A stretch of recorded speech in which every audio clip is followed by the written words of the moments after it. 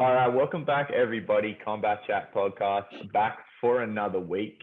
Just me again. I've been a solo podcaster a few times recently. But if you're watching on YouTube, you'll see already that I have brought in a friend. I brought in a guest, just so it's not just me talking to the screen again. So I don't want to intro too long because no one's here to just listen to me. So I brought in a friend of mine from the scene who I know has got a lot to say. So I'm interested to get into this conversation. Um, Known to me and kind of everyone that he knows is senior right now as two. Some of you that are listening from Two's kind of network will know him a little bit better as Warren. But Mr. Two, how are you, my guy? What's happening? It's a What's beautiful, happening? How y'all beautiful, doing? beautiful sunny day. Yeah, it is. You're outside enjoying the weather. Yeah, I'm on my little balcony out here. I just decided to get out, get some fresh air and shit. You know how I go. Yeah, I'm looking forward to getting into this conversation today. I've been hoping to have you on for Man, a me too, while. So shit. yeah, so how Yeah, are we we've been going to trying to start do this this? for a while. Wow. Yeah, but I'm looking forward to letting you go off a little bit on this one. I think so. Mr. One Two. For me, I think you Mister. are. Shit, Which man. is informal. My esteemed guest. How we generally like for me, I think this is going to be an interesting episode because especially as someone who is here in Sydney, you're a little bit, I think, of a I guess like an unsung hero. Like I don't think a lot of people who are involved in the scene here kind of fully understand who you are and where you've been in the game. So that's why I'm looking forward to it. Let me give you a little bit of a wrap here. So Two has spent a long time fighting in Thailand, moved around a little bit there, fought some absolute legends, has fought at Lumpini Stadium, was a regular on Max Muay Thai for a long time. Fought the likes of Somrak Khamsing at one point, fought Sitsongpeenong. Like, Two has been around the fucking block. So what I want to know from you two is this is how we start the episode. Give us a little bit of your background. Where are you from? Where did you get started in Muay Thai? And I guess like take us all the way to how did you end up in Sydney, Australia? So the floor is yours.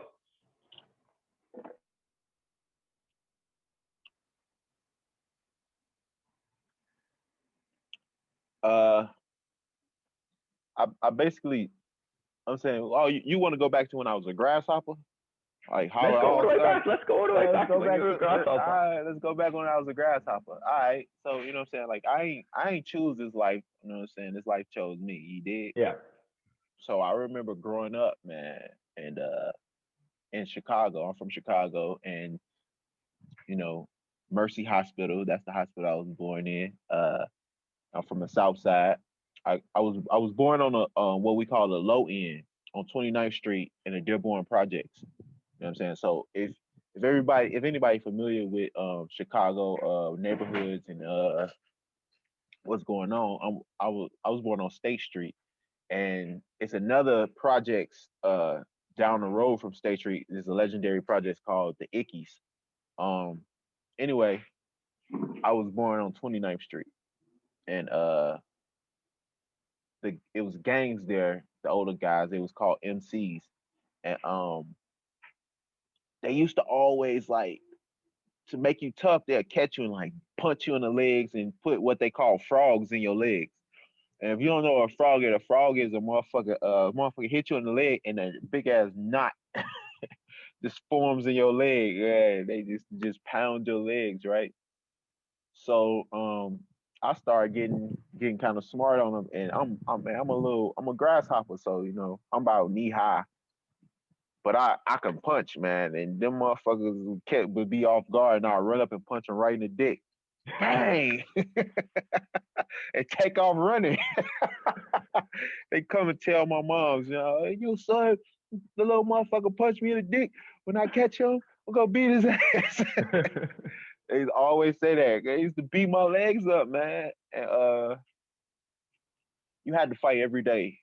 I remember going to school one particular time, and I had to fight every day. So sometimes I had to fight going to school. I get in a fight in school, And then on the way home from school, I'll get in a fight. And then when I go back outside, I'll get into another fight. And this happened every day. So man, I might be like somewhere around 500, 600 fights or something like that. You know what I'm saying? The It didn't fighting wasn't matter. really a choice, right? It was just something that I just did. You know what I mean? Yeah. Like rarely have I been hurt in the ring because I mean I fight, so it's not really much. Nobody can really do to me. But I carried that with me. You know. Um, and then I saw this movie. Of course, I was into like kung fu movies and Ninja Turtles and shit. You know what I'm saying? And motherfucking this movie called Kickboxer with John Claude Van Damme. I saw Van that Damme, and yeah. I was like, yeah. And you know who my favorite character on that show was? Who was it? It was Tong Po. Tom The Poe, motherfucker, yeah. the motherfucker kicking the pole. He had that Always the long way. he had a bald head with a long ass braid in his head. I was like, yo, that motherfucker dope, man. I like that shit. That movie changed the game. Yeah, that movie fucked a lot of kids' heads up. We just thought we could just do anything. We watched that movie and then we get up in the middle of the fucking living room, a little small ass living room, but we ain't care. We get up in that motherfucker and we just be fucking kickboxing the shit out of each other in the living room. Powerful movie. Hell yeah. Yeah, yeah, yeah, yeah. Of course I was into Bruce Lee and all that shit, you know what I'm saying? And then but my mom's ain't never had no she ain't never had no money to let me actually go and pursue boxing and stuff like that. Um, but if she would have understood, she just get me in there. Like I just had a natural talent for Yeah. fighting. It was natural. So you know what I'm saying? If she would have got me in there, they would have just let me train for free. But she didn't know. You know what I'm saying? So they ain't let me train for free and stuff like that. Um, so it never happened. I went a couple of times when I was like 8, 1 or 2 times, but then we moved away and stuff like that. So I was never really able to connect to it until like after high school. And then after high school, my mentor, his name is Terry Burney. He don't have a gym. He don't have students. He don't, you know what I'm saying? He just trains out of this powerhouse gym in Detroit, Michigan. Because I got family in Detroit. You know what I mean? Yeah. So I was up there visiting family and shit, and I was in a powerhouse, and he was like, "Shit," you know what I'm saying? I was like, "So you teach Muay Thai, huh?" Well, actually, this is how the story went. I'm skipping some parts. This is how the story went. This is how it went. I was playing football, you know what I'm saying, and I had blew my knee out, so I couldn't play no more. But I was rehabbing it because I wanted to come back. I met a good friend named Leon. You know what I'm saying? Leon had these long dreads, right, that came like down to his stomach or something like that, with like a beard that was like this big, but the beard was full of dreads. You know what I'm saying? He had a big ass forehead. Never mind that. But I'm just saying that Leon introduced me to Terry. Yeah. And Terry, first day I walk in, I look at Terry, and he got this leather jacket on and shit, and it was not fly at all. So don't think of somebody that went a fly ass leather jacket. It was not a fly ass leather jacket. Actually, he looked like he didn't know shit, like completely unsuspecting it completely. And he was like, "Oh, you want to learn, huh?" His exact words, like, "Oh, you want to learn, huh?" I'm like, "Yeah." He's like, "Okay, well, get dressed. Show me what you got." I was like, "All right." So he just pulled me up. I get dressed. He pulled me up next to this big ass brown bag, this big ass bag about this wide, about 250 pounds. And he was like, "All right, kick the bag." I'm like, "What the this big ass bag?" He's like, "You know what I'm talking about. Kick it. Let's go." So I kicked the bag and bang, I kicked it. He's like, "Do it again." I was like, "Bang." He's like, "Do it again." I was like, bang. And he's like, mm. That's all he said. He was like, okay. You know what I'm saying? And then we worked out that day and everything like that. And then I come back the next day, we do another workout. And then this day, all of a sudden, you know what I'm saying? People like watching me do it. I've been doing it for like maybe like a week now. You know what I mean? Like people just watching me doing it. And then I'm like, man, what the fuck they watching me doing this shit for? You know what I'm saying? Like, why they watching me and shit, you know? And he like, Terry just come out of nowhere. He just like, yeah, the force is strong with you, young man. I'm like, yeah. He like, yeah. I was like, all right, well, shit. You teach me how to do this shit, and I'll take it to the roof, and the rest is history. That's how I got started. Yeah, so let's walk through a little bit because so that's how you got started in the art. Like, is that kind of what sort of fighting experience did you rack up there in the States? Like, what was it like starting out? Uh, did you do some smokers? Was it straight up to fighting? Like talk about how you got started really getting in the ring and competing.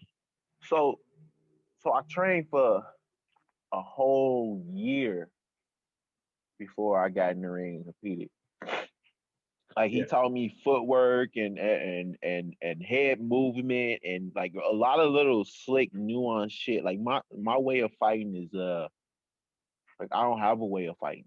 Yeah. He's really advocate about that. Like have no style. You know what I'm saying? Of course he was a Bruce Lee fan. The Bruce Lee So mentality, yeah. I was so gonna be like say, water, my be like friend. water. You know what I'm saying? But he ain't have no style. So Yeah. he was like, do everything. You know what I'm saying? When you get in the ring with somebody, take everything from them, but don't give them nothing. Yeah. You know what I'm saying? So he taught me he was really big on Wing Chun. You ever seen It Man? Yeah. That style. Yeah. So he was big on that. So he taught me sticky hands, a little bit of sticky hands. And he was really big on boxing and kickboxing because he was a kickboxer, American kickboxer from back in the day. Yeah. And he was big in Muay Thai. You know what I'm saying? So he really showed me how to do that and just blended the style in real perfectly. So at the same time that I learned how to box, I learned how to do Muay Thai. Mm-hmm. You know what I mean?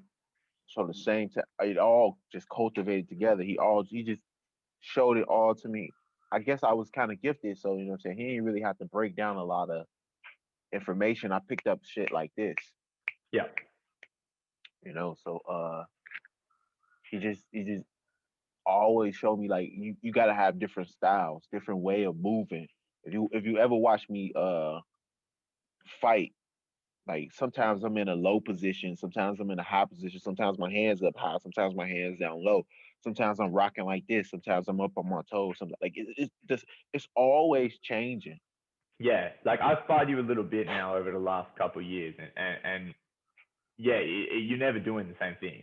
Like it's quite unique and very varied the way that you fight and the way that you move. Like you don't move like, and you would probably agree with this, and we'll get into it a little bit. Is that it's not like a Thai style, so to speak, but it's also not like the way you're a very difficult guy to read because you're never like doing things the same way for periods of time. It's like you describe it. You're a little bit moving a little bit like with the high guard, and then you'll move your head a lot like a boxer. Like it is quite unique.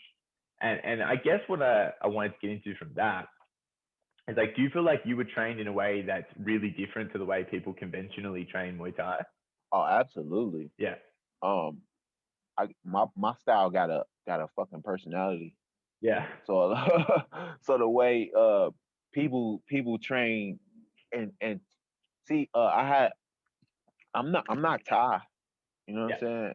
And really a lot of foreigners like they trying to train in this style and they using this style and everything, but in all honesty, like how you gonna fight like them and then go and compete against them in that yeah, style and move like they move and be like they move? when they've been doing it for years and years and years, most people don't start training Muay Thai till they like 16, 17, you Yeah. know, and then they start getting into it. But by then, these people that had like 300 fights, Yeah, they're like thinking about retirement at 17. yeah, like Yeah. you can't fight that style with them. They don't forget more shit than you done did. Yeah. Yes, I guess You know what I like mean? your mentality is of like, you'll talk to some people and the mentality is you can't beat a Thai trying to fight like a Thai. Is that kind of your methodology? That is Yeah. my methodology. I can't beat nobody trying to fight the way they fight. Yeah. I can't do it.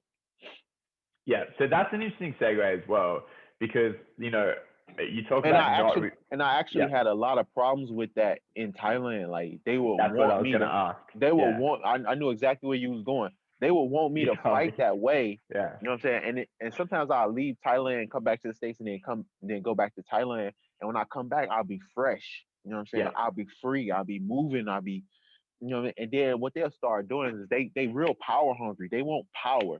I mean, Yeah. and everything, power, hard kicks, power. And I'm like, oh, fuck off. You know what I'm saying? Like, let me flow and be free and loose. You know what I'm saying? And I ran into some trainers in Thailand who did that, Yeah. and like really let me do that. And I excelled. But if you watch me fight, when I started being more solid to the ground, more flat footed, fighting like them, like I had a lot of trouble. I had a Yeah. lot of trouble. So let's expand on this, because it is something that I want to get into detail on. So where in Thailand, I know you moved around a little bit. Talk to me about kind of like where you've trained in Thailand, who you train with, where were the good experiences. You want to touch on some of the bad experiences. Like talk about the spread of training that you got from Thailand. Like, let's get into the Thailand story a little bit. Oh shit. Well, Well, like let's start with how long were you there for all up? I got there in 2013. Yep. I left in 2018. Okay, so a 5-year run in Thailand.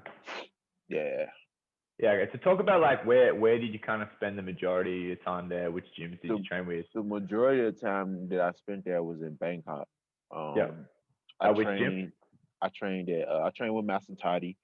Yeah. And then I trained with Master Woody, who is an old associate of Master Toddy's. I trained at Luke the Fa Gym. If anybody knows Jade, I trained with her. I trained at her gym and stuff when it first got started and everything like that. And I bounced back and forth between those two gyms. I went to Toddy's first, and then I didn't really like it, so I went to Woody's, and I was like, I didn't like the training regimen. I didn't like what was going on there. I just felt really misunderstood. Um, and then And when you say you felt misunderstood, is that like what we just touched on before? Is that they were kind of trying to box you into a certain style, and it wasn't your style? Is that where the misunderstanding came from? Yeah, that's where it started. Yeah. Because if you look at me, you know what I'm saying. You look at me, I'm bigger than most Thais my size. Yeah. I'm big compared to Thais. I'm big. Compared to that. So they're like, you should be powerful. You should walk them down and everything like that. You should. But I'm like, I'm small. You know what I mean? Like, I'm little. I'm not a big person. You know what I'm saying? So like, I don't have that mentality in my head. You know what I'm saying? So that's not my mentality. That's not my persona. You know what I'm saying? So I'm kind of a slicker fighter. You know what I mean? And like, they wanted it a certain type of way. Yeah. And that wasn't my type of way. And like, I would sometimes I would get some of the people that was there, not Master Woody or uh Jade or anything like that.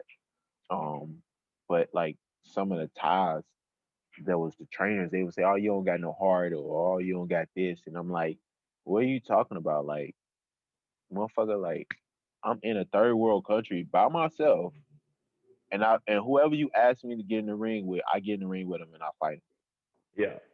You know what I'm saying? I might say no to a couple of things, but that's because maybe I feel like we ain't training properly or I ain't getting enough sparring or something. In Thailand, they don't really spar that much. Yeah. You know what I'm saying? And my whole style is based off of timing and reflexes and creativity with the mind, and imagination and everything like that. So I need a lot of time shadow boxing, and I need a lot of time sparring. You know what I mean, I need a lot of time, on a bag, which I got a lot of time on the bag, but Yeah. it was more of a clinch base. And they really love clinching in Thailand. Yeah. Yeah, so I wanted to like on that point. Obviously, there is a very traditional, especially in Bangkok, Thai style of training, and like a lot of the time, people who ask me, oh, uh, which gym should I go to in Thailand, or what do they do here in Thailand? What you kind of find a lot of the ways, like there's a very solid formula. Like most of the gyms, especially if they're producing stadium fighters, the training formula is quite similar, right? It's like you're going to hit the bag, you're going to hit the pads, you're going to clinch, you're going to run. Like there's a lot. There are little differences, and the kind of the tactics are different, the styles are different, but the broadest formula for their training is quite the same, right? So you talk Right. about having like a different style to what is traditionally taught in Thailand. Like, how did you fit into that mold of I didn't. the Thailand training? I Yeah. didn't. I didn't fit in at all. Yeah. Not at all. It didn't work.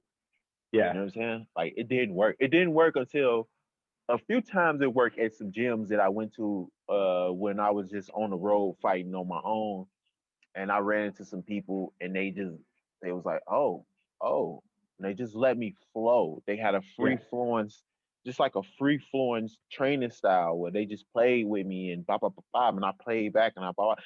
And that was actually my training regimen. That was actually Yeah. how I fucking train. If you watch me train, that's how I train. You know, well, I don't have a system. Yeah. I You flow. prefer to. I Yeah. flow. I'm unpredictable, like the fight is. So like when I ran into trainers and shit, they allowed me to do that. Like, man, the sky was the limit. So do you feel like was there a did you ever find in Thailand that you found that trainer? Like, did you put in a long run with a particular trainer who you felt like was letting you sort of do it your way? Uh, yeah, I found a trainer like that. It was actually at the gym at MTM. Unfortunately though, like you know, he was still kind of old school, and like we ended up clashing a little bit because I was an asshole. I was an asshole, and by that time, I had had enough of people trying to put me in a fucking box and all this Yeah. bullshit. So you know what I'm saying? I did what I wanted to do. I ain't hold my tongue. Like a lot of motherfuckers come to Thailand, and it's like they almost forget. Like they almost like give like motherfuckers a pass to say certain shit and do like, oh, that's just the Thai way. And I'm like, no, fuck that, man. If you was being honest to yourself and the motherfucker, walked up to you and put their hand on your fucking knee and you ain't know who the fuck they was, you like, get your motherfucking hand off me. The fuck is going on? You know what I'm saying? Like, and like I never really lost that. Yeah. I never really motherfucker, I'm from Chicago. You know what I'm saying? Like we rude as fuck in Chicago. You dig what I'm saying? And not only am I from Chicago, like I'm from the projects. So like we even ruder than the motherfuckers that's normally in Chicago. You know what I'm saying? So like motherfuckers doing certain shit like nah, fuck nah. So you feel like for you getting uh, starting to become a part of that talent scene, like you weren't willing to sort of strip away No, who you were to integrate. That was important to you. no, I couldn't do it. Yeah. Because my personality is an attack and is an inact part of myself. So you know what I'm saying? Like I was always taught, like, you know what I'm saying, motherfucker, you get in the ring, everybody doing the same thing. They Yeah. punching, they kicking, you know what I'm saying? They do the Y crew, which is boring as shit. Yeah, I Um, like it. it's fucking boring, bro. Like I used to be in it when I first started and shit. It was all like beautiful and I do my dance and all this shit. And then I realized somewhere along the line, I was like, why the fuck am I doing that? Like, man, Fuck Did you that. stop doing that while you were in Thailand, or did you do like Yeah, the I white stopped food? Like doing it you while I stopped was doing in it. Thailand. I stopped doing it while I was in Thailand. When I first How was got to that? How was that Thailand, received? huh? Like, how did they receive that? No, they ain't care. Tats sabay sabay. They're like, okay, Like, you want to, you do. You know what I'm saying? Like they ain't care. The yeah, so the one thing they did have a problem with me. The number one thing I always got into it with my trainers with me was Thailand. I fucking hate Thailand. you don't like it? I hate that shit with a passion. Like you look, I fucking hate it. I fucking hate it. Do you hate the oil, or do you hate letting the Thais like get their hands all over you? I hate the oil. You hate the I oil. fucking hate the oil. I put it on the other day, yesterday, matter of fact, because my legs was rusty and they was kind of like looking white and shit, and that's black people problems. So I can't like be on camera with my lady with like looking like I've been like dipping my legs in fucking flour bags and shit. You know what I'm saying? I like liniment oil, man. I bathe in that shit. Oh fuck. That's why I don't like clinching with you. Yeah, fuck that. Fuck that. Man. Who the fuck invented that shit, man? Hell no. I hate that um, shit. so staying on that, like as far as like you had your own takes on the things that are considered to be traditional and kind of the way about things in Thailand. We talk about like that made you kind of butt heads with some of your trainers. What about Thai training partners, like Thai fighters that you train with? What was like the relationship like there? Did you generally get along with the other guys in the camp? Yeah, I Yeah. generally got along with everybody. You Yeah. know what I'm saying? Like, don't get me wrong when I'm saying like top people is some cool motherfuckers. Yeah, they're cool. They pretty cool. You know what I'm saying? Like they're pretty cool. So I got along with everybody. It's just with training, Yeah. that's when we would have like an issue. Training and like certain concepts that I wanted to do with fighting and how I wanted to move with that.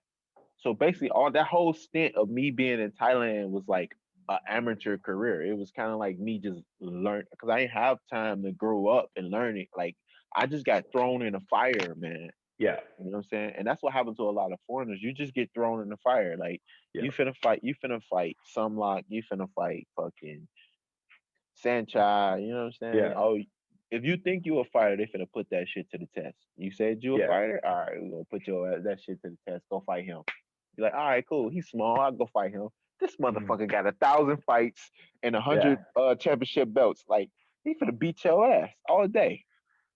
Yeah, that's a good segue to something that I wanted to get your take on, right? So you put it very well. Is that like you come from the States, which is very much like considered to be a developing Muay Thai nation. Like I think a lot of people that the general consensus is that like Americans in particular, they gain a lot from getting over to Thailand. Like compared especially to Australia, they have probably less exposure to like really high level Muay Thai. It's definitely coming along now, but never really be considered to be a leader in like professional Muay Thai. So you went to Thailand to do, as you described, an amateur career, like to get a lot of experience and trying to get your legs under you in the fighting world and get, yeah, just basically get a busy career. But you're over there doing what you described to be as like, getting your hours, right? Doing what other sports would do as amateurs. And then all of a sudden you're in the ring with fucking Kem. And you fought Kem when he was fucking Kem. Like he was the man, right? Like he's one of the greatest of all time. How do you feel now to look at other, foreigners getting over to Thailand and getting thrown in these opportunities? Like, do you think it's something that needs to change? Do you think like just talk about what it's like for foreigners getting thrown in fights where experience wise, they probably shouldn't really be making. Like you watch Thai Fight and these kinds of shows. Like, what are your thoughts on that? It's a dirty motherfucking game, boy. I'm telling you. It's a dirty motherfucking game. You know what I'm saying? We call it sandbagging where I'm from. You Yeah. did. I mean, it's dirty, man. Like, like I really didn't have no business in there with Kim. But you know what I'm saying? Like, I want to challenge myself. Yeah. So then that's the problem with fighters. You know what I'm saying? Like, I'm a fucking fighter. So if you make a fucking challenge to me, I'm gonna answer that fucking bell. Yeah. It's a compulsion. It's like, oh, I gotta do it. You know you should do it, but it's like, oh, I gotta do it. Yeah. And that's why they say shit like, oh, no heart to you. You know what I'm Yeah. saying? Because they know you're a fucking fighter. Yeah. And that's like the ultimate insult, right? Like as a fighter, I never want you to insinuate that. You look like the results are the results, but you never want it to be insinuated that you didn't have the heart for it. Yeah. And that's what'll get you that's what'll get you jumping on an opportunity you have no business being in, You because have like no fighters care fucking about having heart. yeah, you have no fucking business in there. Like, no, I look at people and I get it and I watch and I'm looking at them and I'm like, yo, like you ain't on that level to be fighting this guy. Like you gonna get fucking hurt. You know what I'm saying? And let me let me walk you through. Yeah, please. Oh, I'm gonna paint the picture for you. See if I get my brush out and shit. You know what I'm saying?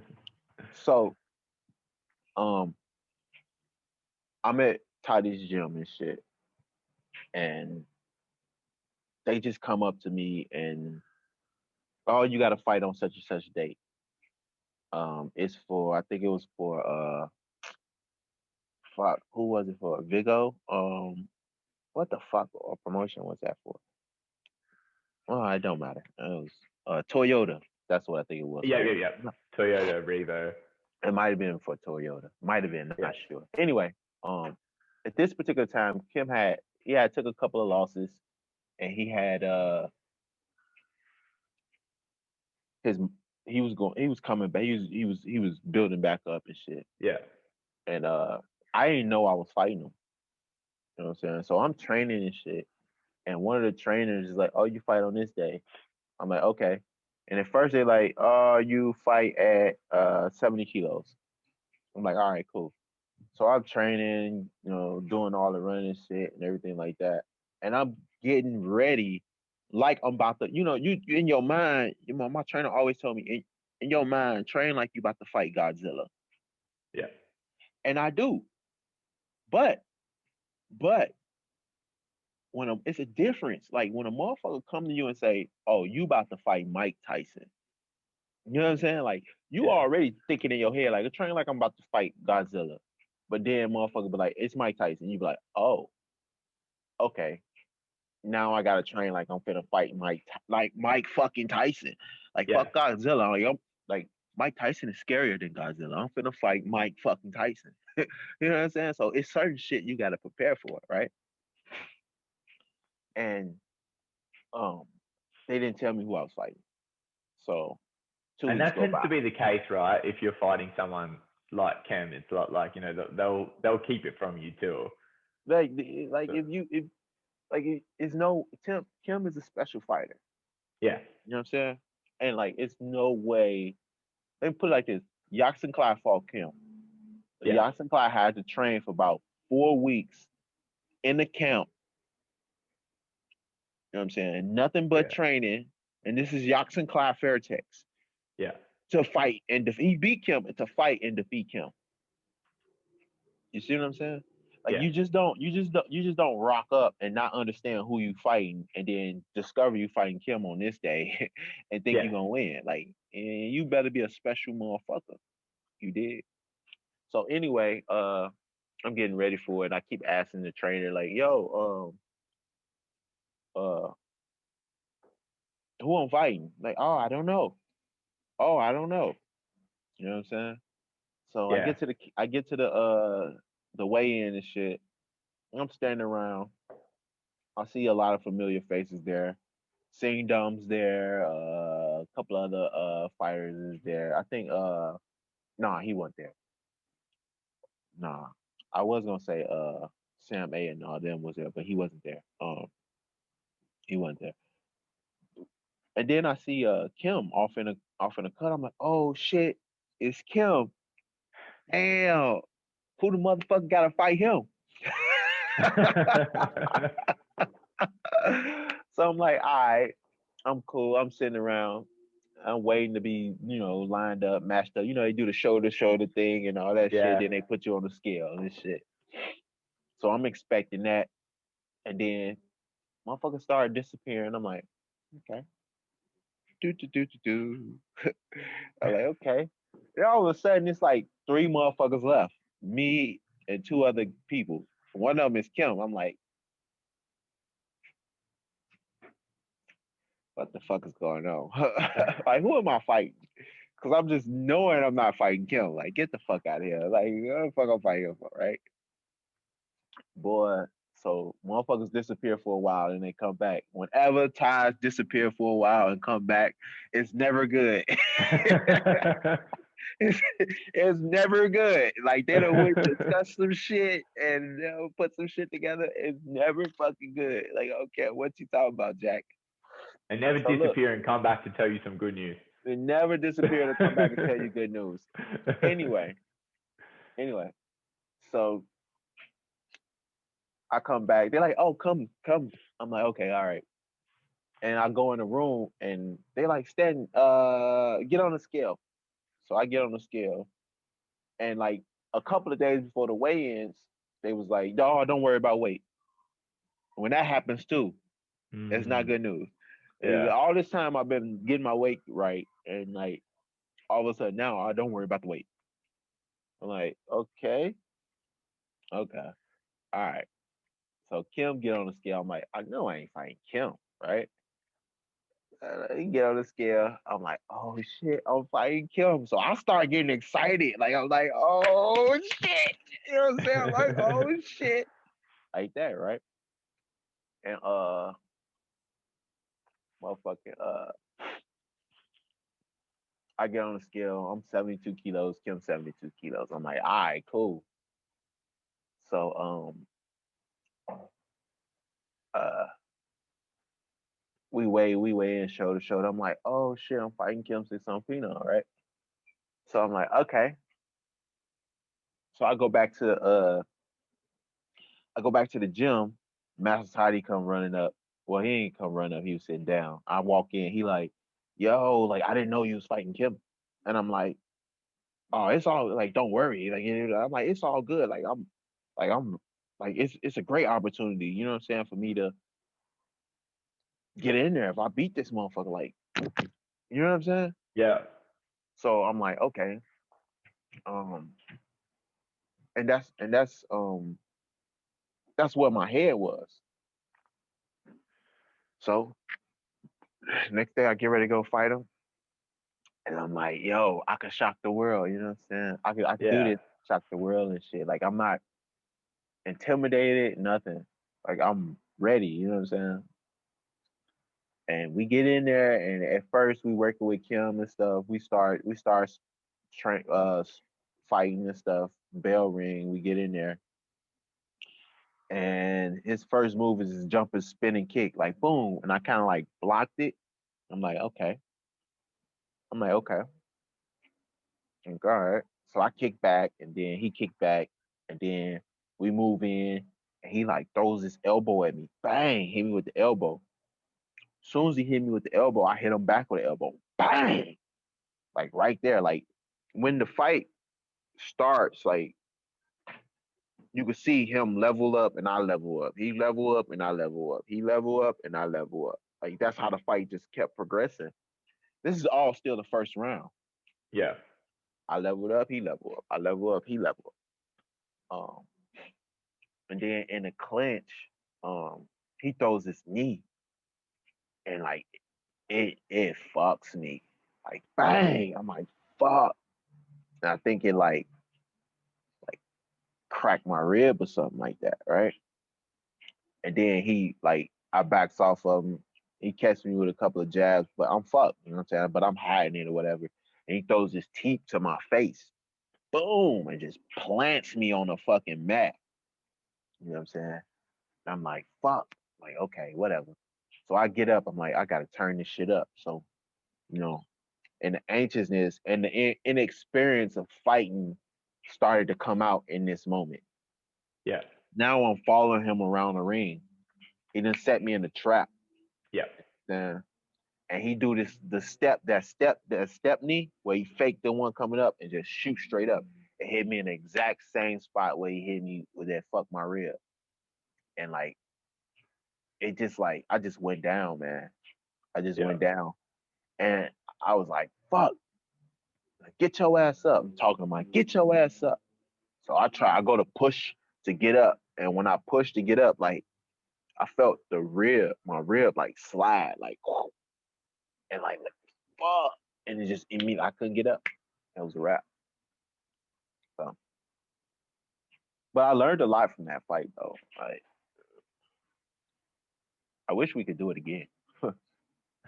Was that kind of the feeling from immediately after the fight, or was it like a couple of years later you were a little bit like, man, I wouldn't mind another go with Cam? No, that was immediately. Immediately? Yeah, that was immediate. Yeah. What kind of like point in your staying every calm? time I lose, I always want to fight that motherfucker again. Like, yo, give me another crack at that motherfucker. You know what I'm saying? So, have you had many rematches in your career? yeah, I had a couple. Yeah. I had a couple. So you fought, fight like some like twice. Yeah. So I wanted to get into that one a little bit. Yeah, I mean, like we heard the story of the Chem fight. You know, how you kind of end up in there with one of the best ever, but you have another example. So talk us through how Somrak came to be. I don't know. I was just getting ready for a tournament, and it was a 4-man tournament. You know, sometimes in Thailand you have these 4-man tournaments, and you fight twice a day and shit, right? Yeah. And I was having this 4-man tournament, and I was in there, and I fought my first opponent, which I beat him. I caught him with a hook, dropped him, a check hook. Caught him with a check hook, dropped him. He walked right into it. Kicks. I beat him. That was cool. And then it was 2 other people left. Victor. Was it a 4-man pit? Put it like this. It was me, Victor Nungbi, not Victor Nungbi. His last name not Nungbi, but Nungbi. Yeah. Yeah. Victor, I forgot this other guy name. He was like Iraq or Iran or something like that. I'm not Kim, Somrak and somebody else. Because me and Victor fought our opponents, and then Somrak didn't fight. You know what I'm saying? So like you see how like sometimes like they'll rig shit up like that. You know what I mean? So Somrak didn't fight nobody. So really it wasn't a 4-man tournament, it was a 5-man tournament, and then Somrak was out to the left. Yeah. You know what I'm saying? But anyway, I beat my guy, and then next up, I fight Somrak. And at first, you know what I'm saying, like I'm fanboying, you know what I'm saying? Like I'm like, oh, it's fucking Somrak, Joe. Like, you know what I'm saying? And people kept telling me like, oh, you gonna fight Somrak. Somrak gonna be in it. Somrak gonna be in it. I'm like, all right, cool. Like I ain't really know they was talking about Somrak, Khamsing, you know what I'm saying? Like, because when you fought him as well, like he was kind of making a comeback, sort of like the timelines are a little funny for. He wasn't really making a comeback. He was just like Somrak is like a gunslinging cowboy. Like he do what the fuck you want to do. Like he'll if he feel like fighting today, he'll fight. If he don't, like, you know what I'm saying? And he actually was in the Olympics with Floyd Mayweather, and he the one. That's how he won the gold medal, because Floyd Mayweather got cheated and gave the bronze medal, and he beat the guy, I think, that beat Floyd. Yeah, he beat that guy. I would like to see him and Floyd fight. That would have been dope. That would have been cool. Yeah. So I get back to the story and shit. Like, so I'm fanboying and shit, and it's Somrak and this motherfucking Samad Payak room in his corner and shit. Yeah. And I've trained with Samad back in Ohio in the States. It was a guy named Neil Rowe who used to train some UFC fighter, Rich Franklin. He used to train him. Yeah. Anyway, Somrak came to Ohio and showed me how to teep. You know what I'm saying? So that teep that I use, I got from Somrak. I mean, not Somrak, Samad. Yeah. I got from him. Anyway, and he recognized me. And he was like, "Oh, you, Samad." It was like you from Ohio, you from States, right? I know you. I trained you before. It was like, yeah, yeah, and and so oh, he like good luck, you know. I'm like, yeah, thank you very much. You know what I'm saying? Like a Yeah. fucking that's like, you know what I'm saying? A motherfucking dragon coming up to you and telling you fucking good luck. You know what I'm saying? Imagine if a fucking magical dragon come out of nowhere, you know what I'm saying, and walks this close to your fucking face and says, good luck in the fucking legendary dragon voice. You know what I'm saying? Like it was like that, and I was like, oh, cool. But me, like, I got this personality where, you know what I'm saying, like, I don't show, I don't show emotions to shit. You know what I'm You saying? got a poker face. Like yeah, like this poker face and shit. So inside of me, I'm like, oh shit, this motherfucker just said what's up, and he remembered me. But outside, I'm like, yeah, thanks, cool. You know what I'm saying? And like I get in a lot of trouble with my partner about that shit. Like she hated. She like, yo, you don't give a fuck. I'm like, yes, I do. What are you talking about? So you know what I'm saying? I gotta learn how to flip that shit. You know what I'm Yeah. saying? It's kind of hard doing that. But I digress. I'm moving off. You know what I'm saying? Let's come back. So anyway, so I get in there and at first I'm like, man, I don't know what to do against this motherfucker. Like I just don't know what to do. Like we haven't trained for him. I don't know how to approach him. Like fuck. So I'm like, all right, I'm just gonna get in there and do what I do. So I got in there and I did what I did and I got my ass whooped. Like, but I remember specifically clinching with him. Hey, this is the funniest shit ever. I remember clinching with him and I grabbed him and clinched with him and threw a knee, right? And he was breathing. I was like, fuck, his breath smell like shit. I'm like, fuck. Like, fuck. Like at that particular time, I didn't know how to speak Thai too well. And I was like, I wanted to say, yo, your breath stink. But he a funny person, you know what I'm saying? Like it was pretty funny to fight him. It was a good experience though. It was a good experience. And So then like I think it's cool to get into those stories because like we mentioned at the start, like I don't think like having you here in I mean like actually that's kind of the next thing. So we talk about some of these big experiences in Thailand, but like how did you end up over here in Australia? love. Love. Not you, love. So I call my partner Love. Um, so that's how I ended up here in Australia. I met this beautiful woman in Phuket, and we we hit it off and everything like that. And I was working with I had just injured myself pretty bad, and I was working with a friend, helping him out, doing personal training with him, and learning how to do some computer stuff and helping him and stuff. So I was working doing that, and I met this amazing lady, and we had an instant connection, a really strong connection. But she was fucking leaving the country. She was going to fucking Australia, man. So I was like, fuck. I really thought I'd never see her again. But we stayed in touch and shit, and we kept talking every day on the phone and shit. And she gave me the old tomato. So either bring your ass to Australia or this shit ain't gonna work. So The rest is history, right? yeah, yeah, Here you are. How long you been here for now? Must be a couple of years. about 2 years. 2 years, yeah. And how do you find it? You like it here? You Uh, sometimes it's all right. Sometimes, sometimes it's alright. sometimes it's all right. It's kind of slow here for me though. Do you miss the States? Especially coming from like Bangkok and the States, Yeah.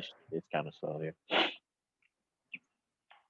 Well, that's just kind of like, so obviously getting through your travels and stuff, and we've talked now, like what I was getting onto before is like being here in Sydney. It's like I don't think everyone sort of realizes someone who's fought at the level that you have is here, because you're not like it's not like you're, especially in, how I kind of came across you is like, I train a little at the same gym that you do, and you just started rolling up. It's not like you, a lot of people who have fought at that, or who have spent some time in Thailand, they start to give themselves a little bit of that they carry themselves with a little bit of a superstar kind of air. Like they want everyone in every gym. Hey, check it out though. You know what I'm saying? Like the reason why was because like I just really went through this phase where like uh my fucking ego had got out of control. You know what I'm saying? Okay.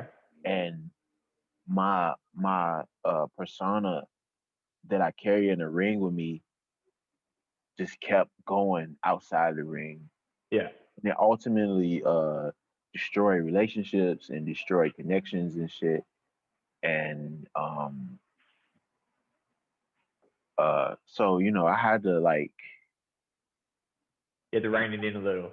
yeah, I had to pull it in a lot, not a little, a Yeah. lot. You know Not a what I'm little. saying? It was really destroying my life and shit. You know what I'm saying? And that's the thing about being a fighter. You know what I'm saying? Like you're told the world is fucking yours. I'm coming Yeah. coming from America, not in Thailand, but coming from America. Mm-hmm. You know what I'm saying? And to a degree in Thailand too. But with you're a fighter, you know what I'm saying? So like I have been training in American football and everything like that. So everything was about power. Yeah. You know what I'm saying? Take it. You know what I'm saying? Don't let this person dictate this to you, or that competitive nature, like the whole fucking world is yours, and you're what I'm saying? You're in control, you're in power, everything is yours, everything's bows to you. You know what I'm saying? So you would grow up, you would come up and you train and you look in yourself in the mirror, you seeing these ripping muscles, six pack abs and fighting and stuff, and you got all the bitches coming up grabbing your hand and I'm saying, like looking you so deep in the eyes, you know what I'm saying? You got these chicks that just wanna like be with you and shit, and because they infatuated with the fact that you're a fighter and you doing this and stuff like that. And you which in the ring, all that ego helps, but outside of that, like man, like it really fucks you up, man. So like I had to really like pull it in and just sit down and just be like, oh, like I gotta I gotta chill, bro. Like I gotta chill. And was it kind of just getting out of Thailand and away from a world that is 100% about fighting, and kind of having to integrate back to real life? Is that what kind of caused that shift in yourself? Yeah, man. Like Yeah. I just all of a sudden realized, like man, I ain't want to be alone in life. You know what I mean? Like, and I ain't like the person that I looked at in the mirror.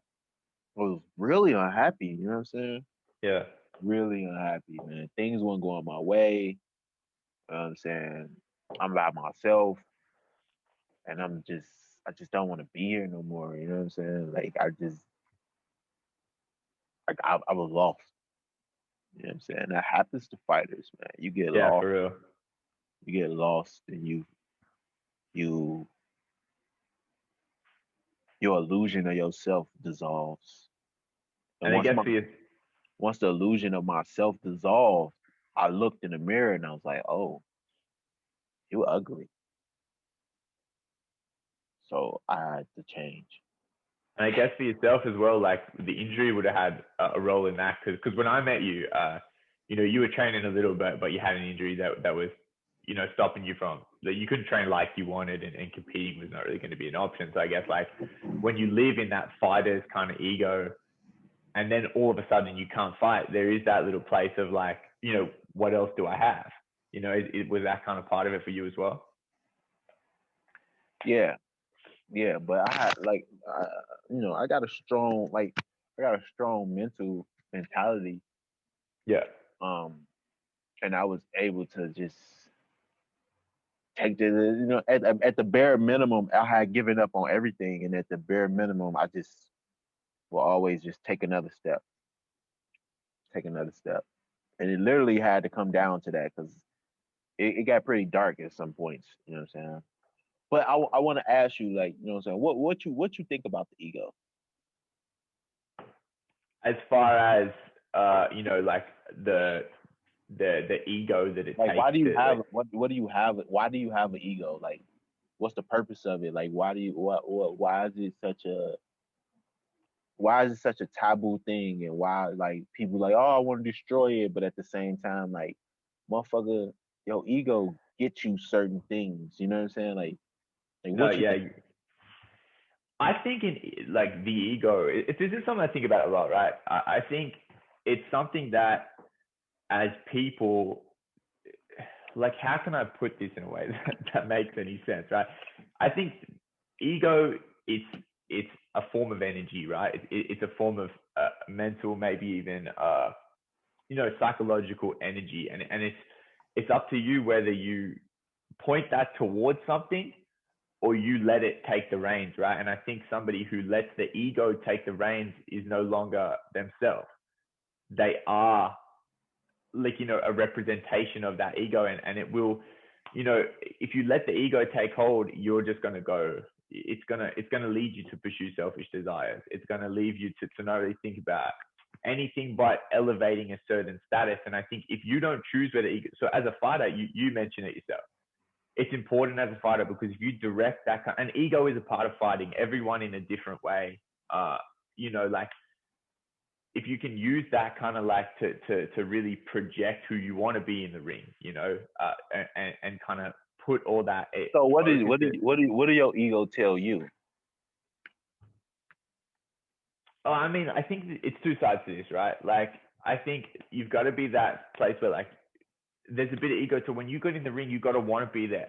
You got to think like, yeah, all these people are here around the ring to watch me, and you got to, like, you can't shy away from that. You have to allow yourself to be that sort of center of attention.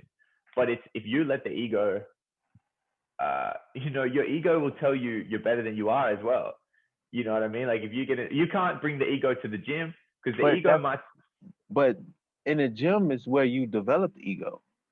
a little, but yeah, I understand what you mean. But I mean, like, you can't bring in a level of ego to the gym where you go, I'm already the best. I don't need to train that hard. You know what I mean? You got to, like, to me, this is maybe a way that I would Wait, put it is like, let me ask you this question. But in yeah, the gym, like you know, you training, right?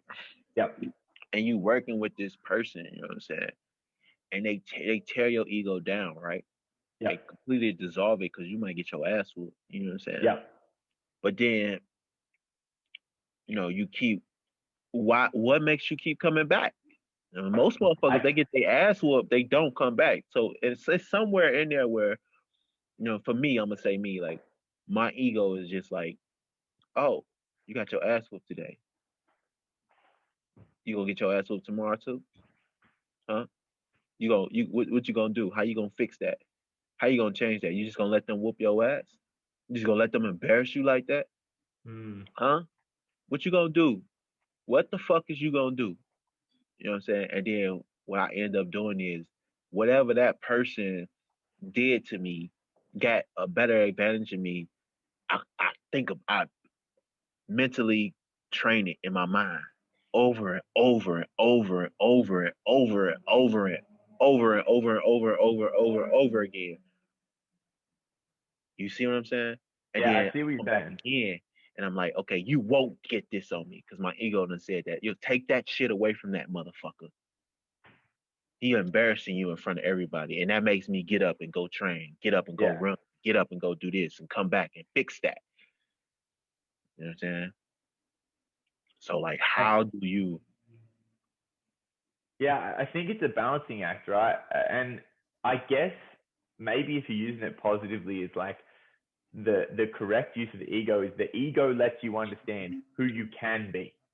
right? So if you're getting like, I think someone who has a bad relationship with that fighting ego, if they get kind of beat up in training, they'll shy away from it and they'll tell themselves that they just had a bad day, like that wasn't me. Or they'll like, okay, they're training with one guy who kind of embarrasses them, and now they're moving away. They're not training with that guy anymore.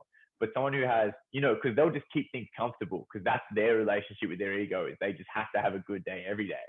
But maybe someone who's using their ego to their advantage, they understand, okay, like I'm getting beat up a little today, but if I put it in, I can level, they can be broken down to be built up. Like maybe to me, I think that's a good relationship with your ego, is having a picture of like the confidence in understanding who you can be, but having no false illusions about who you are right now. I think that to me is the productive relationship with a fighting ego. I think the ego, like, um,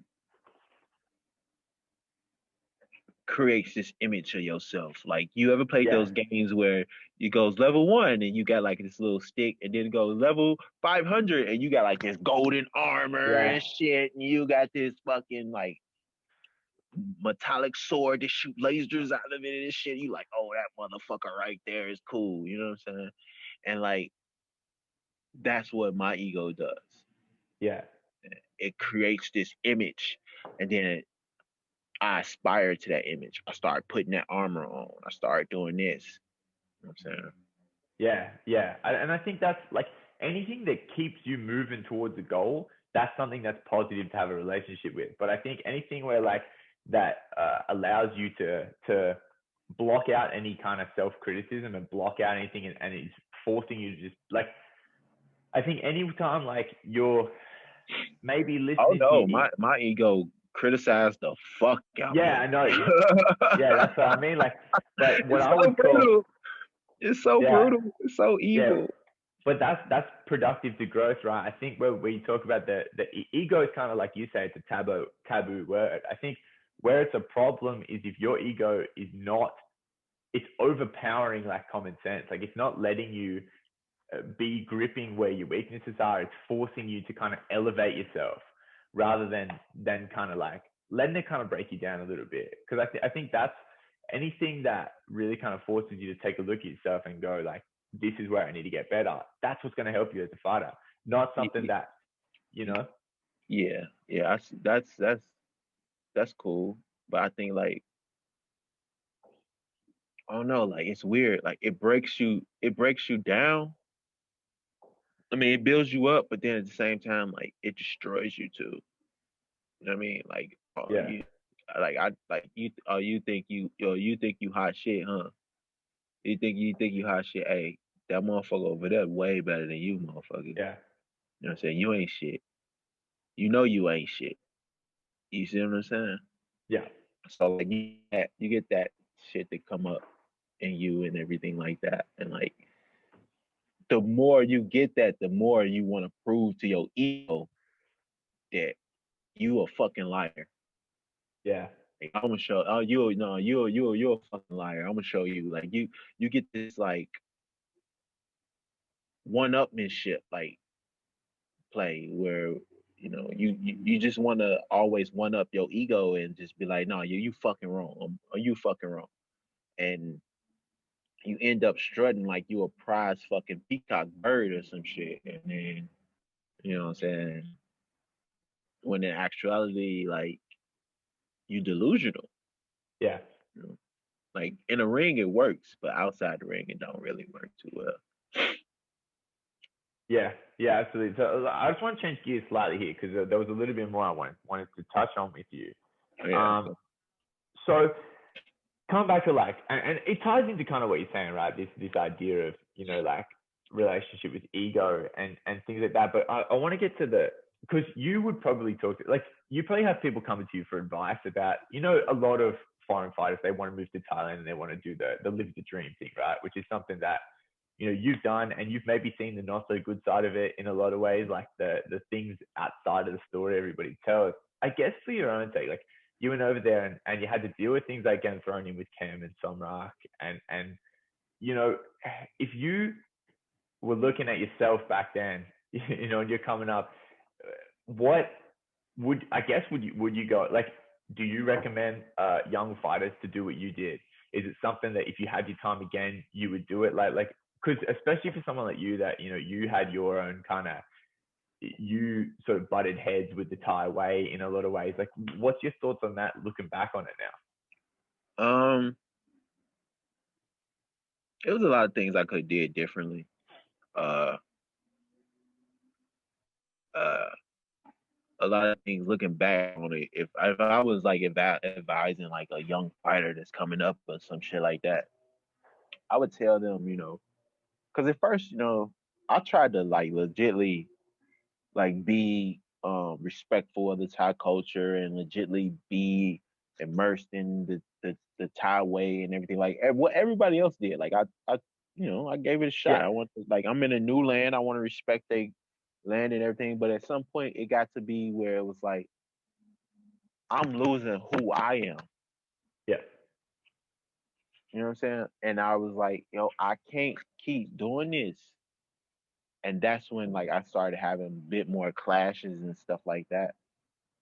When I was like, I can't keep doing this. So what I would tell people coming up, when you in Thailand and you living in their country and you going by their movements and their rules, is that I would tell them always be who you are. All right. You gotta be yourself. Yeah. You absolutely have to, because if you don't, you're gonna get lost. You know? But at the same time, you know, respect is key. You know what I'm saying? Like if you in there, you're gonna have to uh respect certain aspects of the land. When the Yeah. Romans do as the Romans do. Not completely true. You know what I'm saying? Because if what the Romans do is something that goes against you, that initial ingrainment of you, Yeah. then you shouldn't do it, because you ain't gonna be able to look at yourself. You ain't gonna be able to look at yourself. You're not. You know what I'm saying? You're gonna have a real problem with looking at yourself in the mirror.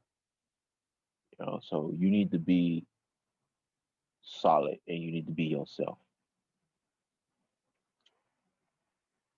Is that your kind of main advice? Is like if someone comes to you and says, I want to go to Thailand, I want to, I want to take it all the way. I want to fight at a high level. That would be the main thing you'd say to them. Yeah, because you can't Yeah. be a fighter and not be your authentic self. Fighting is expressing yourself. Absolutely. You think about it. In Larzilla, right? You know who Larzilla is, right? Yeah. Yeah. Mr. Lightning. The way he fights, right? Like, who else fights like that? Yeah. Similar to Senchai, right? Who else fight like Sanchai? Yeah. No one. That's Who, him. who, who else fight like Samad Khamsing? Samad. Who will fight like Somrak? Who fights like, you know, um, uh, Samini and all these people? Like, who fights like that? Yeah. Because it's a fingerprint. It's unique to them people. You know what I'm saying? So if you can't be unique to yourself and you can't express your unique self, then you just fooling yourself. Yeah. Look, I think that's really good advice. I guess it's a matter of like, you got to find that balance of like having respect for the game and but also understand that you're trying to make your way through as yourself, not trying to like,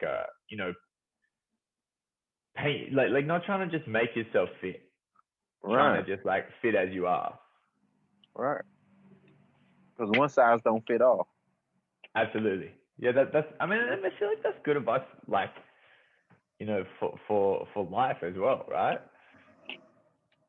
In all things, as is the case a lot of the time with fighting, like it applies pretty broadly to life. Yeah, yeah, I do.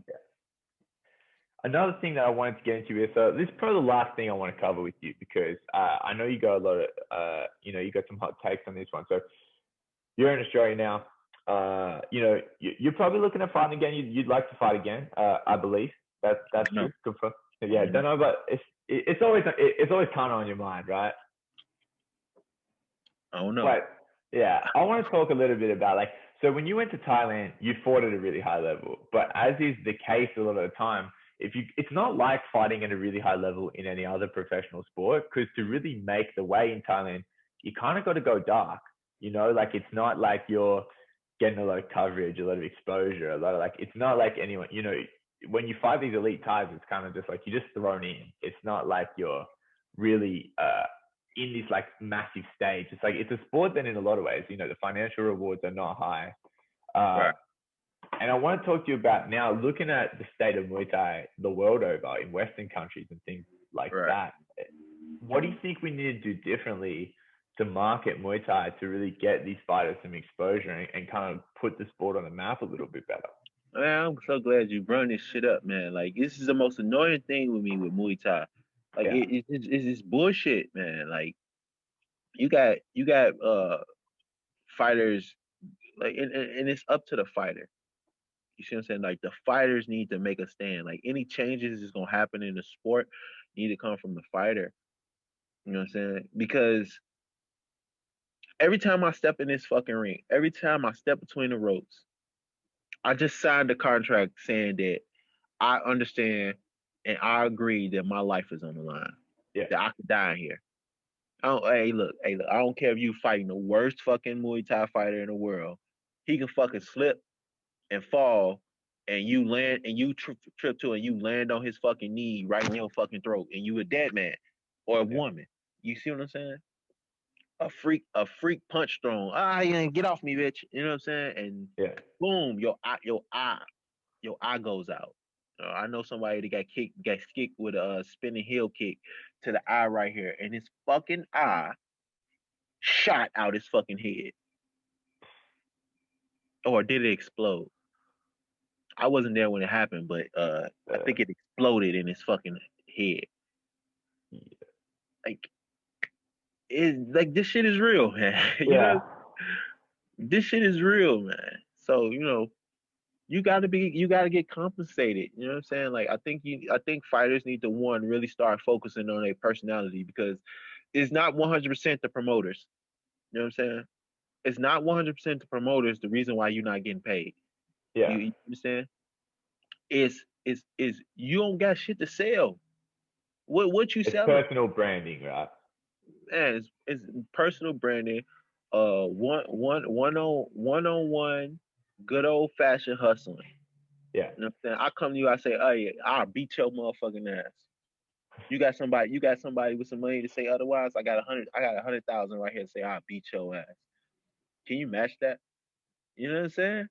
You have to have a personality. You ain't got no personality. Everybody want to come in, bow and shit, and you know what I'm saying? Write love notes to each other, be nice and respectful. You don't have no fucking villains in the sport. Who's the villain? Do you think it's that we need villains per se, or we just need bigger personalities, like more? You need it all. You need bigger Yeah. personalities. You need villains.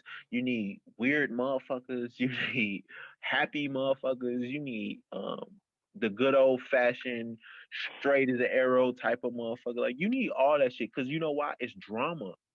You Yeah. entertaining. People want to see entertainment.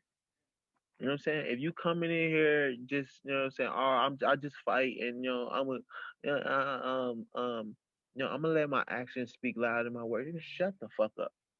Nobody wants to hear that. And people want to see a story, hear drama. Yeah. You know what I'm saying? Like, you gonna pay for two things to see, right? If something happened right here in the streets right now, if you look turn out your fucking window right fucking now, and you see a naked motherfucker, man or woman, walking down the street, you gonna watch that. You gonna Yeah, be that'll like, catch your eye. That'll catch your look eye. at that. And if you see some people arguing, drama, all right, you gonna watch that. Yeah, and we've got You our gonna stop friends out. everything you're doing. Yeah. You're gonna stop everything you're doing. It's just like a car crash. A car crash happened on the expressway. Everybody that didn't have nothing to do with that car crash, they driving right past, they're gonna stop, slow down, and watch it. Why? Yeah. Because we voyeurs. Human beings like to watch shit. They like to see drama. They want to they're curious. They want to know what's that all about? What's going on? Yeah. Huh? Story, huh? Oh shit. You know? They want to know. So if you ain't got nothing to present, if you ain't got no story to tell, if you ain't got no personality, nothing to bring to the table besides I can punch a motherfucker in the face, like of course the promoter ain't gonna pay you no shit. Like of course, what you talking about? Like well, like everybody can punch and fight. Like this is the bottom line. We paying people this money here. You know what I'm saying? You ain't different. You know what I'm saying?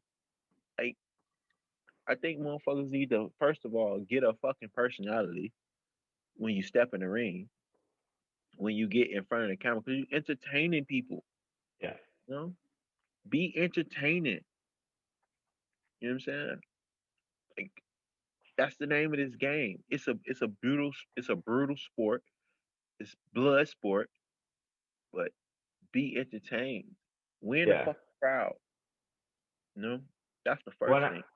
I guess at the end of the day, if you go to a fight show here in Australia, sometimes you will watch 20 fights, right? Like you don't remember all those fights. You enjoy them when they're on, but we got short-term attention spans. But we remember people. We remember people and we remember personalities, and that's how you get invested in watching someone fight again. And that's how you enhance your brand.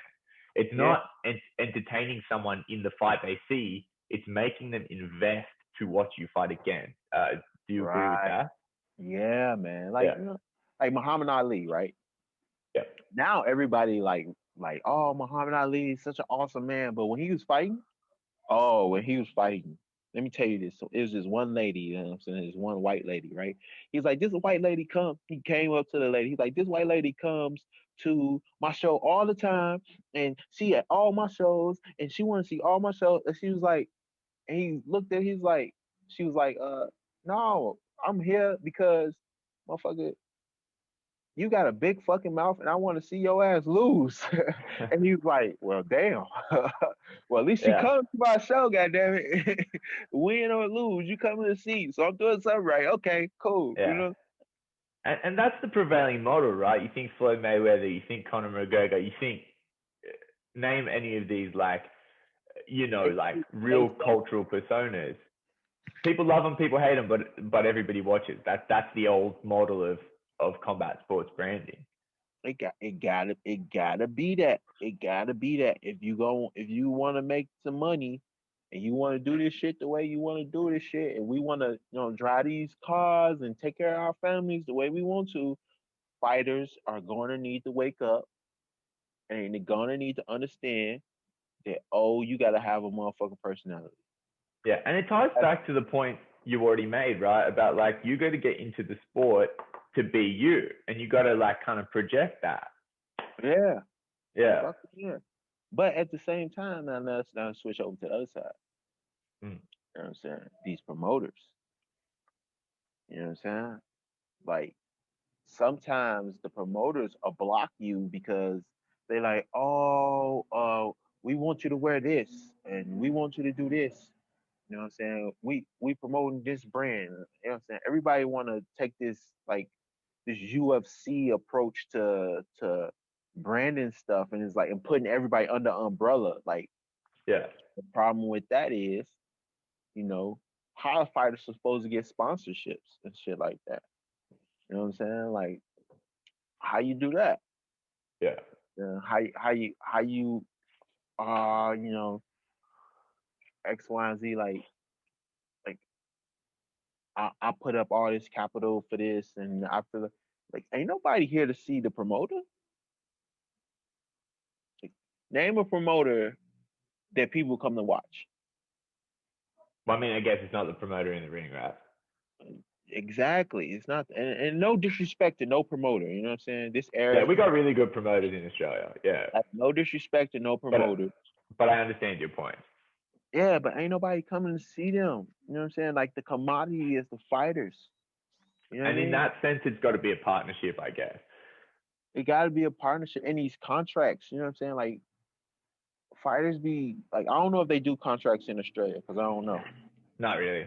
But fighters be doing these things where they just like, oh, we'll do a 3-fight deal, and then you do a 3-fight deal, and then what you get paid? Pennies? What you get? You know what I'm saying? The promoter put your image in and all this shit on YouTube, and then they got a YouTube channel, so they getting all the money, and they ain't dispersing no money back to you. Ain't no royalties, ain't none of that shit going on. So it's like you getting you not on your money. The Yeah. promoters they own their shit, but you not on your shit. So again, it comes back to the fighter on that front. It's like, yo, you got to be on your shit, man. You got to start thinking like this is my motherfucking bread and butter. I like ain't nobody running miles and miles and miles and miles for you. Ain't nobody getting punched in the face. Ain't nobody getting elbowed in the face. None of that shit. But you letting everybody else take your fucking money. Like, wake I the guess fuck. off of that, I want to get your take. Like, do you think we'll ever see Muay Thai like approach, where it gets that bit more recognition towards Yeah, boxing or MMA? You think we will? I think we could, but like I said, that aspect of the sport has to change because MMA got personalities. Yeah. They getting TV coverage. You know what I'm saying? They got drama displaying. You know what I'm saying? People up in people's faces. You know what I'm saying? People talking about people like, oh, he ain't shit. I'm gonna beat this guy ass. Israel Ashanije. I I said know, yeah. I said his name completely wrong. I Style apologize. bender, style bender. Yeah, like Yeah. everybody talk shit about him, right? Oh, he arrogant. All this, that. Like, hey, look, he get in the ring, he fight, he talk shit, he got a personality. You know what I'm saying? Yeah. And you gonna come and see him. Maybe you want Absolutely. him to lose, maybe you want him to win. But you gonna come see him. Absolutely. So of course he gonna get paid. Conor McGregor, he say some wild shit. That's a wild boy. Yeah. But but he getting paid. For real. He getting paid. You know what I'm saying? And then you look at Khabib, right? He ain't loud. He don't have all that rah rah rah to him. He ain't doing all that shit. He real cool, calm. He get in there, he bust motherfuckers' ass. Yeah. You need that personality too. You know what I'm saying? Because you need the contrast. You got a person like McGregor, and then you got a person like Khabib. They both can fight their ass off. One is just one is just more cool, more laid back, and the other one just loud, flamboyant, and it makes for some shit to see. Yeah.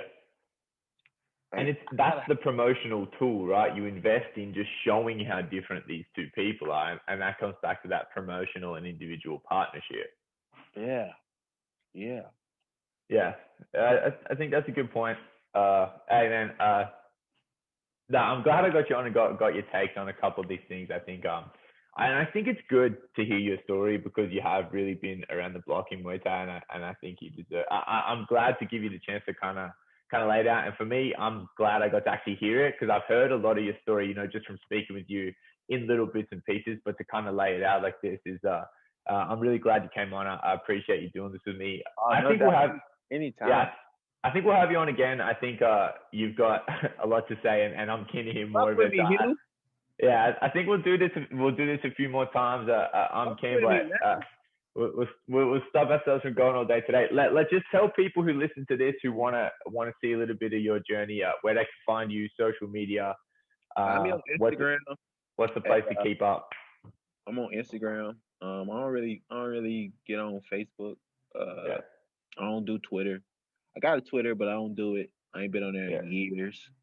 I'll Um, drop your Instagram in the description too. find me on Instagram at Two Yeah. Warren. Grind so hard, I got a nosebleed. That's my content. That's that. Find me there. Anybody you want to shout out before we get off here? Oh, shout out to my boy TJ the Thinking Man. Hey, TJ. I need to have TJ on. I need to have Yeah, TJ and Daisy gotta on. have TJ on this motherfucker. Oh yeah, I Yeah, want I to say something really. else. Yeah. TJ, he got this big thing going on, the Kingdom. You know what I'm Yeah. saying? He's in Texas right now, you know what I'm saying? I love to see him and his wife do work, you know what I'm saying? Him and his wife do work together. It's so dope, you know what I'm saying? How that Yeah. family aspect. He got his little son is coming up, his little son looking good, Tito. everything like that. You know what I'm saying? Man, he fly, man. I love what he's doing with the sport and everything like that. Dorian, Dorian Price, which is Legend. actually TJ's cousin. I'm a huge fan of Dorian. Yeah, like he just put out he just got a little article about African American Muay Thai fighters in Thailand and the road we paved and stuff like that. Saw Black this. in Thailand. Um, it's doing pretty good. I heard some noise about that. Check out Dorian Price, the real Dorian Awesome. Price, on Instagram, and check out TJ the Thinking Man. TJ and Daisy have a real place in my heart. I met them I got to train with TJ and Daisy for a few weeks. You know, I was only there about 2 months, but they're seriously just some of the best people and like best people and most inspirational workers you're gonna meet. Like these are some like if you hang out with them, they're gonna hype you up. Like they're really great people. I need to have those two on. I've been meaning to get on some for a little Man, while. I get hope we those can figure. two on here, man. I'm telling you, man. Get them two on here. Get TJ on here. Like this podcast, you know what I'm saying, can be the voice of Muay Thai, bro. Yeah. You feel what I'm saying? I'm Like gonna send that message. You got me. I'm gonna send that message this as is soon as how I it get on. starts, bro. This is Yeah. how it starts. Get them on here, man. Get them on here, bro. And get everybody else on here too. Anybody you can name, don't matter if they Thai, if they French, if they Yeah. whatever, man. Like get these motherfuckers on here. Make these motherfuckers start talking. Make these Yeah. motherfuckers show their personality because they scared or something. I don't know. You know what I'm saying? Yeah. TJ won't be scared. TJ, so. Orion won't be scared. You know what I'm saying? But hell yeah. Yeah, we got to line up some good guests. I think we're cooking some good things over here. But Hell yeah. again, thank you too for coming on. I really appreciate it. We will speak again. As for me, as you know, I'm Hugh O'Donnell at Hugh O'Donnell, one word, on Instagram, and you can get us at Combat Chat on Instagram. All the links are going to be a Combat Chat podcast on Instagram. All the links will be in the description. Click there if you want to keep up. Thank you very much too, and thank you for listening, watching. Give us a thumbs up on YouTube. Subscribe to the channel. Subscribe, rate us on iTunes. Help us out if you like it. Tell your friends. No doubt. Thank you very much, everyone, and we'll catch you next week. No doubt. Peace.